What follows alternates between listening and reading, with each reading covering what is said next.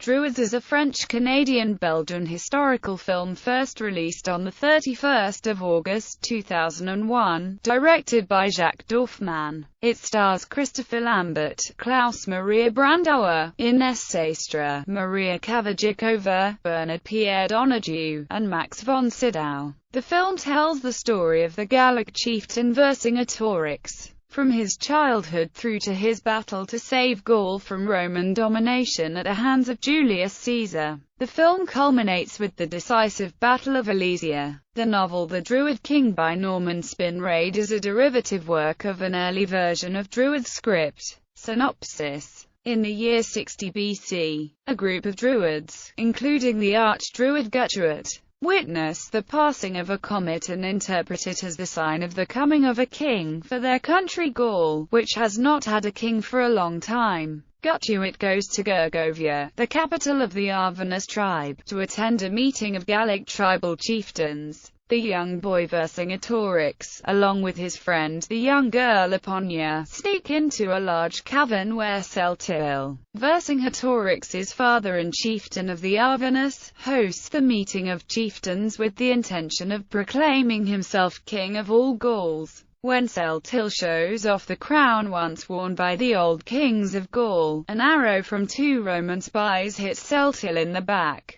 Gobernitio, Celtil's brother, places Celtil under arrest while the Roman spies flee with the crown. Vercingetorix tries to rush in to help his father, but Gutruit prevents the young boy from intervening and explains that destiny requires Celtil to meet his fate. The young Vercingetorix, while watching his uncle burn his father alive, swears revenge. Many years later, the grown-up Vercingetorix, having been educated among the Druids, continues to seek revenge against his uncle. He and Gutruit go to a road being built by the Romans, but Gutruit flees upon seeing the approach of Julius Caesar and an entourage of Roman legionaries. Caesar, who held the position of proconsul of Transalpine Gaul, invites Vercingetorix and the Arvanus to participate in an invasion of Britain and gives Vercingetorix a horse to ride back to Gergovia. Upon his arrival at Gergovia, Vercingetorix first avenges his father's death by killing his uncle and then tells his tribe of Caesar's offer to give one half of the booty if the tribe joins in the expedition to Britain. At Bibracte, capital of the Aeduense tribe, various chieftains gather to hear Caesar speak of his planned invasion of Britain.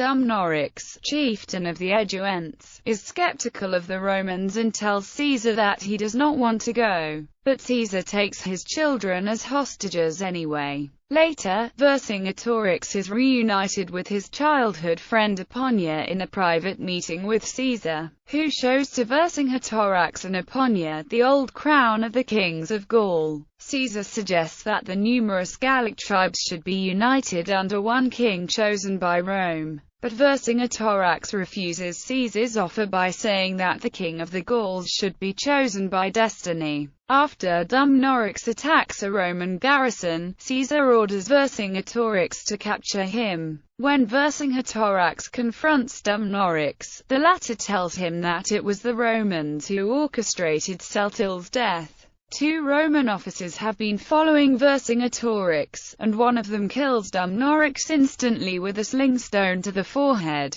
Vercingetorix kills the Roman who slew Dumnorix and sends the other one back to Caesar, who learns that he has made an enemy with someone whom he would rather have as an ally. Vercingetorix, after being elected as leader of the Arvanus at Gergovia, uses scorched earth tactics against the Romans, but he reluctantly spares the city of Avaricum from the torch. Caesar orders the massacre of Avaricum's inhabitants and leads his army to Gergovia to attack Vercingetorix and the Arvanus. The Aeduense also arrive at Gergovia, but they abruptly end their alliance with Rome because of Caesar's massacre of Avaricum. A terribly disappointed Caesar curses all the Gauls and his army is forced to retreat, while the Gallic chieftains elect Vercingetorix as commander-in-chief of a united Gallic army. Caesar forms a pact with the fearsome Teutons at the Rhine River. The Teutons ambush two of the Arvanus and the presence of the Teutons concerns Vercingetorix. Vercingetorix goes to Alesia, but Caesar also arrives there with a large army to besiege the city. During this Battle of Alesia, the Romans quickly build a circle of fortifications around the city, and this forces Vercingetorix to wait inside the city for a Gallic relief army to arrive. Problems in the election of a commander for this relief army delays its arrival at Gergovia. When the relief army finally arrives, Vercingetorix orders that the Gauls simply surround the Romans, who are now trapped in their own fortifications, and not attack them. Caesar is aware that his army will starve to death if the Gauls do not attack, but he is confident that destiny will play its part.